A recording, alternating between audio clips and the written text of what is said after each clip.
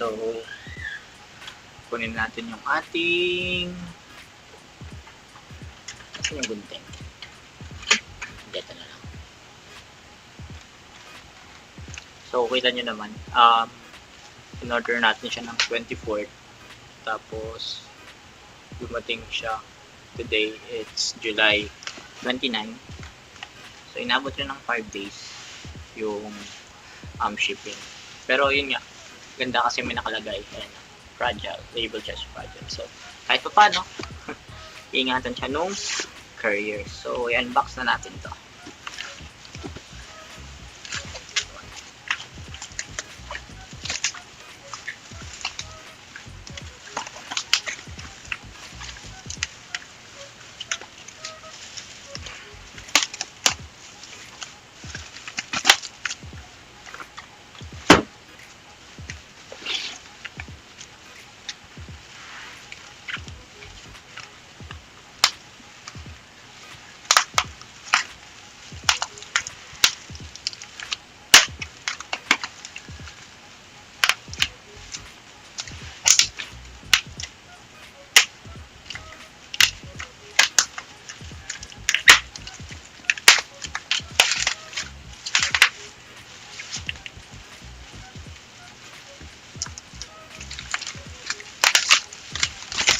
Siya.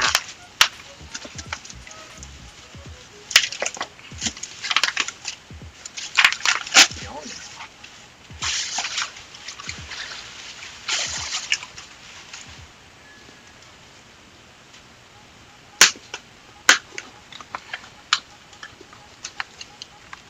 So ito yung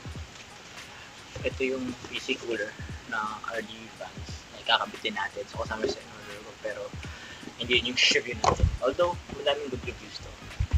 Tapos, ito. C3 thermal paste.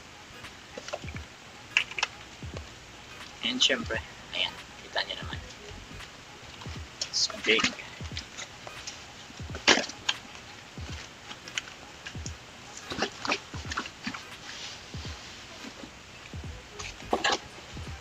So, ayan.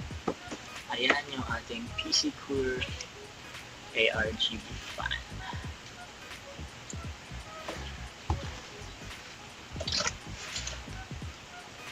Ayos.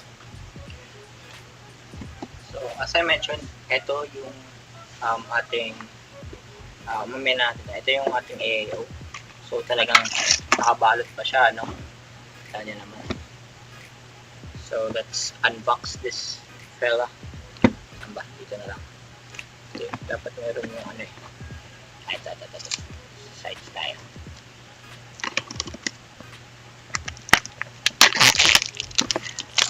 So, to be honest, naghanap ako sa YouTube ng review nito. Pero syempre, bago ka bumili, lalo na online, bago mo na makita ng reviews from others na nakabili nun, diba? Pero wala akong mahanap kasi they were in other languages. So, I decided na sige, let's take the risk and gawa na tayo ng review to help others decide na rin. Kasi, lalo na napakadaming bumibili ng PC ngayon, isa sa mga bagay na lagi nakakaligtaan is yung temperatures ng computer. Napaka-vital nun. Kasi syempre, pag ginagamit mo yung computer or any electronic gadget, umiinit yan. So, kailangan natin ng the best, or kailangan natin lagyan ng solution para at least man siya. So, eto, 250 watts. So, buksan natin. Ooh. So, it's in Chinese. So, hopefully, magets natin to. Yung manual niya. Ayan. Pero, ito naman yung quick install guide for motherboard and ARGB connection. So, fortunately, may English naman siya dito sa likod. So, feeling ko may English din nata to. Ayan, meron. So, guys, may English. So, other sides for Chinese, I think. Pero ito, can confirm na yung kabilang side niya is for English. So, that's very good. So, meron dito, warranty pa rin. Okay. So, eto siya. Balik na data. Pero, So, ayan siya. And, sorry sa paa. Nakasasahig tayo eh. So, here we have, I think ito yung lahat ng brackets. So, for AMD, and may kasama na rin siya yung thermal paste. Pero, meron tayong C3. So, we leave that there. Pwede natin gamitin yan siguro sa mga susunod. Pero ito na nga. Kompleto lahat ng brackets. So, it supports Intel and AMD platforms or motherboards. Tago muna natin yan. Tapos, I think this is the fans. So, ito yung RGB fans niya. Let's check.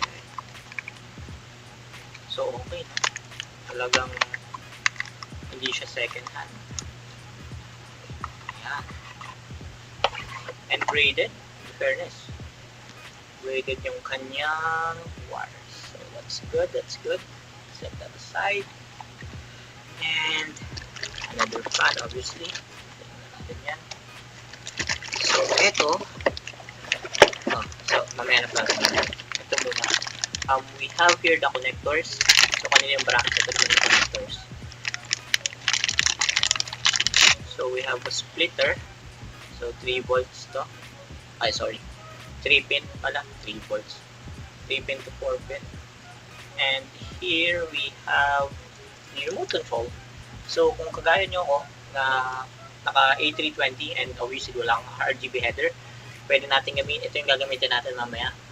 Although yung sa akin, ito-try kong isync kasi yung RX 570 ko, meron siyang 4-pin header. I'm not sure kung meron dito. Pero yun nga, ito-try natin isync para makita natin kung pwede natin siya isync sa GPU, not from the motherboard. Oh, may nalulog. What's this? Okay. So, ito meron din siya nung parang lock dito. So, protector niya. Kabutang natin yan. Sure. And, ito naman, okay. So, ito yung sa mga connectors. Or organize siya. Ito yung eksaktong, ito yung mismong 3-pin niya. Okay. So, okay. Now, syempre, ang pinaka importante at ang mismo magpapalamig sa ating CPU ay ang ating radiator at ang pack. So, wow, this is nice. Kita niya medyo malaki siya. I think it's about at 3 inches, 3 to 4 inches. Malaki siya. At ito, this is RGB as well. Yan.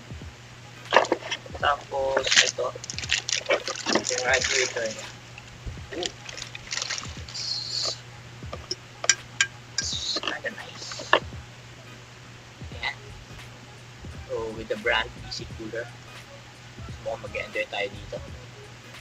Pero yan. So, unbox na natin lahat. Buksan tayo dyan. And ito nga. C3. So, test ko muna yung ating computer. Titingnan natin yung ambient temperature and kung kumusta yung temperature niya ngayon. And panagran ako ng PUBG kung gano'n siya. So, wala na. Panagran tayo ng PUBG kung gano'n siya taas yung max temp. And tingnan natin kung may changes after natin install tong napaka-lupet na PC Cooler from AIO Cooler pala from PC Cooler.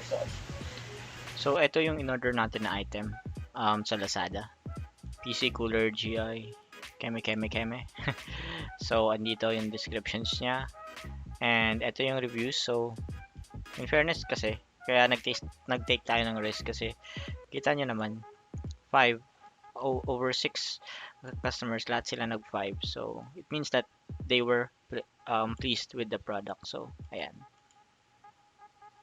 So yung link nasa baba and also ito yung website niya.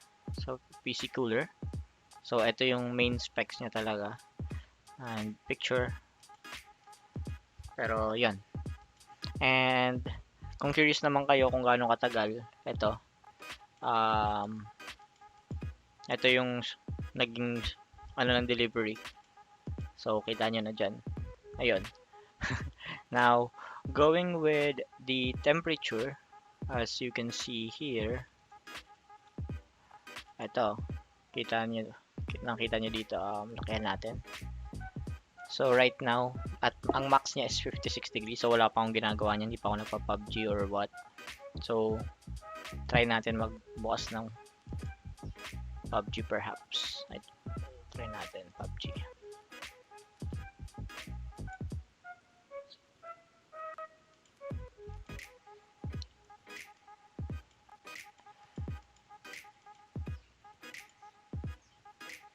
So antayin natin, no. Antayin natin yung PUBG.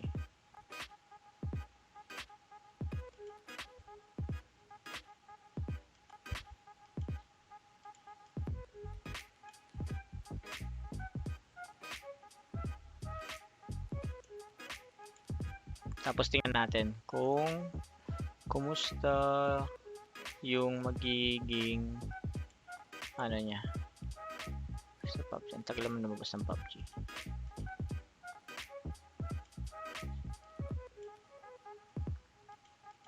So yan na yung PUBG.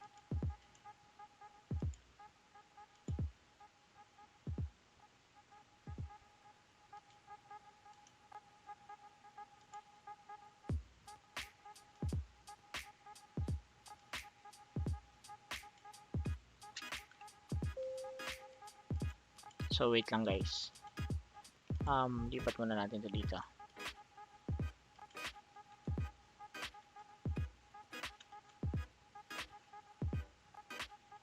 So ayan, nakita nyo nakabukas na yung PUBG and nagsi-64 na siya, so medyo tumataas na.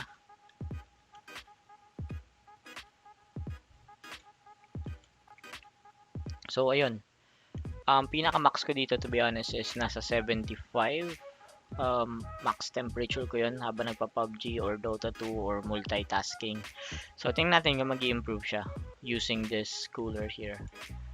So tara, let's check. Okay, so ito yung actual na test ng nagre-render or naka 100% load lahat ng CPUs. Kasi yung pinakita ko kanina, it was on stock cooler. However, yung PUBG, it's just running on the background. Hindi ako actual naglalaro. And kung napansin nyo, nag-stop yung fan ko doon, yung GPU fan ko doon sa ilalim. Pero yun, going back, titingnan natin ngayon yung full load test. Tingnan natin, i-stress test natin yung CPU natin using the Cinebench R20 for the benchmark, and then we'll see how much or how high the temperature the CPU will get kapag naka 100% load lahat ng cores niya. So before, when I tested this on the stock cooler, it was around 75 to 80. That's the max. So sobrang init talaga nung CPU ko nun, kaya naglala ako and naghanap ako ng AIO. And ayan, I'll provide the feedbacks once we're done with the test. Also, while we're testing it, papakita ko rin yung iba-ibang RGB modes niya. So, marami siyang lightning modes na pwede niyong paglaruan, and nakakatuwa kasi, alam mo yun, kahit wala akong RGB header sa A320 ko, na-take advantage ko pa rin yung napakagandang RGB sync niya. So, ayan, I will be upgrading soon, siguro baka December. Pero yun na nga, habang wala ka pang RGB header, you don't need to worry kasi meron siyang kasamang remote and splitters for your other fans. So let's start the test for the Cinebench. Andito yung temperatures niya, makikita nyo sa upper left ng screen. Andyan yung temperatures niya. Right now it's at 46, ayan, 45. So ito yung CPU temperature. And you'll notice na tataas yan kapag nirun natin yung Cinebench. So let's run this one here. So ayan, sisimula na siya. Okay. So, pansin nyo, no? Tumaas ka agad siya, 60. Ayan, 59. So, habang nagtitest, as I promised, let me show you the modes. So, ito yung isang kulay lang siya. And ito yung nasa high. Contrast ata yung tawag doon.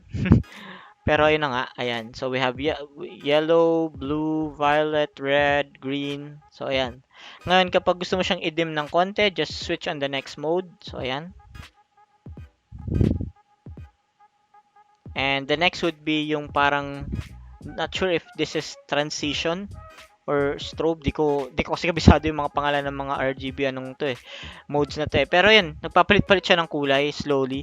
And by the way, pwede nyo rin control yung speed ng RGB, yung lights mismo ha, kasi iba yung PWM, iba yung para sa fan speed mismo. And by the way, it is legit. It's running on 2000 RPM. I'll show you that later. Pero legit mga boss, 2000 RPM yung mga fans niya. And sobrang ganda ng reviews ng Halo Cooler. Or yung piece, yung ano na to, chassis fan na to. Kahit i-check nyo sa YouTube, PC Cooler Halo RGB. Legit, pumapalo siya ng 2000 to 2100 at max pagdating sa RPM. So, sobrang malakas yung buga ng hangin niya and may dating talaga siya sa mismong chassis natin, sa pagpapalamig ng chassis. So, and going back with the modes, andito. Ayan, di ko alam kung ano yung tawag niyan. I'm sorry. Pero ayan siya. Ito. So, kukontrol nyo nga yung speed niyan. So, kung gusto yung pabilisin. Ayan. Pinakamabilis. Mas mabilis. Hindi pa pala. Meron pa palang pinakamabilis doon. And then, ayan. So, ito, yung nag-switch. So, ang dami niyang RGB modes that you can enjoy and discover. Pero personally, ito yung favorite ko. Ayan, yung parang siyang rainbow. Hindi kasi masakit sa mata. And yun nga, nagmamatch siya dun sa RGB fans ko na non-addressable sa harapan. Kasi bali 8 fans meron ako dito kasi sobrang init ng lugar namin and yung pwesto pa ng PCs nasa mainit na lugar. But if you notice yung CPU even on 100% load, it's just on 60 degrees right now. So ayan, tingnan natin to. Ayan, 60 lang yan pero naka 100 yung 4 cores niyan. Max 64 pero tingnan natin kung tataas pa siya and I think the render is near halfway through. Yeah, it's halfway through. So, tingnan natin yung pinaka-max lang na magiging temperature reading niya. And while I do that, as I promised, let me show you. So, papakita ko sa inyo yung RPMs just to prove that it is on 2000 RPM. Wait lang. So, yan, ito. So, andito. Sorry, kaka-add ko lang. Gusto lang pakita talaga kasi yung RPMs niya. Okay. So, ito sa taas. Ayan. Kita nyo naman, no? Ito kasi, obviously, this for the AIO. So, it's 6,600 something RPM. Pero, yung mismong fans, yung nasa radiator, it's on 2,051 RPM as of the moment, or as we speak. So, talagang iba siya. Yeah. It's CPU ID HW monitor that I'm using for this app, by the way. So, close na natin yan. Let's leave that. So, ayun. Up until now, it's consistent at 60. So, papansin nyo, ang laki ng difference, no? Kasi before, as I mentioned, it was 75 to 80, pero now it's 60. So, that's a difference of 15 degrees. And malaking bagay yun. Lalo na kapag nagigaming ka. Kasi, minsan kapag nagpa-PUBG ako, mararamdaman ko na lang, parang may mainit na bunga na dito sa side na to eh. Pero ngayon, kahit lagyan ko pa to ng tempered glass dito, wala na. Talagang ang baba lang ng temperature niya. So, yun. Feedback ko dito sa AIO na to, it's very much sulit for the price. It's a bang for the buck AIO cooler. Hindi siya sikat. It's not something that everyone knows or everyone has heard. Pero I'm pretty sure sa future maraming kukuha na itong PC cooler kasi sobrang okay eh. Aesthetics, it's ano masasabi natin, it's RGB so wala naman tayong problema doon and effectivity niya. So para sa price na 3,500 na meron ka ng 240mm radiator fan AIO cooler compared, well, ayoko magbanggit ng other brands pero alam niyo naman yung ibang brands kung same din lang naman ng effectivity and ayan bumaba na nga, tapos na yung Cinebench natin. So kung same lang naman ng effectivity and yun nga makakuha ka ng mas mura, doon ka na lang, 'di ba? So ayun. Super okay siya. So it's a highly recommended and hopefully maraming ayan, pakita ko na sa inyo yung full screen niya. So hopefully umorder kayo sa Lazada nito I got it from DynaQuest and sobrang bait ng seller. So, makatulong sana to sa pagpapalamig yun ng yung CPU, and if you're deciding if you would need this or if you would take this, I highly suggest that i-add to cart nyo na kasi baka magkaubusan pa, lalo na sa panahon ngayon na alam nyo na talagang nagkakaubusan ng mga stocks. Pero ayun, it arrived between 4 to 5 days ata, parang ganun. Pero yun, dumating kaagad siya and in-install ko agad. The manual, meron siyang English. It's a product from product from China, if I'm not mistaken, yun ang nakalagay doon. Pero meron nga siyang English na manual. And yun, wala nang iba masabi. Okay na okay siya. And if you like this video, hit the like button and of course, subscribe na rin kayo guys para lalong lumawak yung channel natin. And if you have questions, if there's anything that you want to know more about this AIO cooler, just feel free to comment. I promise sasagutin ko lahat ng tanong nyo dyan. And the descriptions, the links the links will be provided in the description below. And I hope you have a nice day. Keep safe sa panahon ngayon. Just please keep safe and sumunod tayo kung ano man ang kailangan nating gawin para maiwasan kumalat yung virus bukod dun sa barrier. Pero yun, yun lang. Have a nice day. Cheers. Ninja Toothless out. Bye-bye.